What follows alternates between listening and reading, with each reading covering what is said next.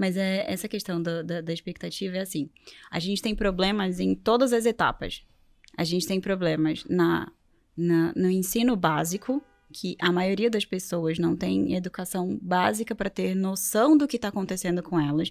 Porque, assim, você não precisa ser da área da saúde, você não precisa para você saber que existem coisas que são simples que vão acontecer no seu organismo. Isso se aprende no ensino médio, mas é deficiente.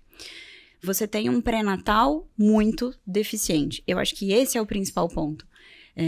E não importa se você está em São Paulo, se você está no Pará, se você está independente. Tá? No Brasil, de uma forma geral, o pré-natal é muito deficiente. Você deixa muita coisa em aberto, você deixa de fazer diagnósticos, você deixa de fazer um acompanhamento, você deixa de orientar. E muitas vezes, essa orientação, ela faria diferença nesse momento do parto. Sabe? Durante toda a gestação, mas especificamente no momento do parto. Porque a paciente, ela não tem esse preparo.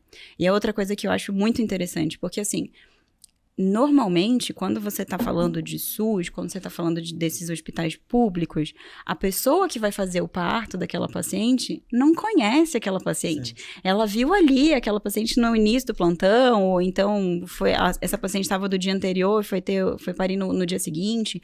Então, ela não acompanha. Da mesma forma que é ruim para o médico estabelecer essa relação com ela, é desesperador para a paciente, porque não foi a pessoa com quem ela acompanhou durante todo o período da gestação. Ela não tem esse vínculo, ela não tem essa confiança ali naquela pessoa. É tudo muito novo e é justamente no momento mais delicado. Diferente, por exemplo, da saúde suplementar, que você tem, geralmente, a pessoa que fez o teu pré-natal é a pessoa que vai fazer o teu parto. Então, isso facilita muito as coisas. Meu bem, só para tirar uma dúvida aqui, porque eu acredito que muita gente não vai saber o que é. O que é saúde suplementar? São assim, o particular, a saúde e os planos de saúde, os convênios, enfim. Tudo isso. Então, você tem uma realidade totalmente muito diferente. Porque no convênio praticamente você escolhe quem você quer que Exato. faça aquele procedimento em você. Exato. E vai ter um acompanhamento, vai ter um vínculo com aquele profissional. Exato. E esse ponto é interessante porque é muito complicado, eu acho que para paciente, muito mais, obviamente, mas para o profissional que está ali também, porque ele não sabe exatamente, com exatidão, quais os problemas daquela paciente, como realmente ele vai dar uma lida, vai dar uma avaliada, obviamente, em tudo, mas ele não vai ter propriedade para falar como o outro que acompanha ela do primeiro dia da gestação até o parto. Principalmente durante o parto, propriamente dito.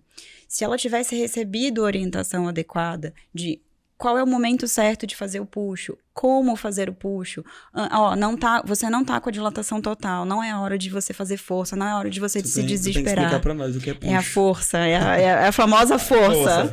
É a força. Então, assim, essas orientações, ela deveria ter no pré-natal. E isso não acontece, na grande maioria das vezes. Então, você junta uma ansiedade muito grande da paciente com uma dor insuportável, porque, infelizmente, a maioria dos hospitais não consegue disponibilizar analgesia de parto. Então, ansiedade, uma dor intensa, e você não ter orientação, você não saber o que fazer. Às vezes, tudo que você faz não é o suficiente. Então, vai virando uma bola de neve, vai se criando um momento tenso. Vai iniciando uma sucessão de problemas que vão culminar lá na cirurgia. Talvez se um desses não tivesse acontecido, ou tivesse acontecido de outra forma, a cirurgia poderia ser diferente. E aquilo, assim, às vezes ela já está exausta. E assim, no momento que a gente mais precisa que ela esteja firme e forte, vamos colocar assim, que ninguém vai estar firme e forte, né, nesse final, mas no momento que a gente mais precisa, ela já está exausta. Por quê? Porque ela não conseguiu comer, porque ela não conseguiu relaxar durante o parto inteiro, porque ela estava com dor, ou ela não conseguiu concentrar em nada diferente, ela está muito ansiosa, tipo, porque não aumenta a minha dilatação, porque o bebê não desce, porque isso, porque aquilo, isso vai só piorando. Então, chega nos finalmente, muitas vezes a paciente está exausta. Então, essa exaustão faz com que ela não consiga. Você tá ali orientando, não, vamos lá, faz força, agora é a hora. Não, é agora, não faz força fora da contração. É para você fazer força na contração. Só que em determinados momentos ela não consegue mais. Ela não tá te ouvindo, ela tá ali no automático. E isso também é uma coisa que costuma dar muito problema. Porque se você não tem a força, né, o puxo, coordenado com a contração, se as coisas não vão fluindo como elas deveriam, isso acaba ficando... É um trabalho de parto que vai ficando muito mais devagar, que tende a complicar, que tende a dar errado, ou que tende a ser... A gente tem que fazer mais intervenção.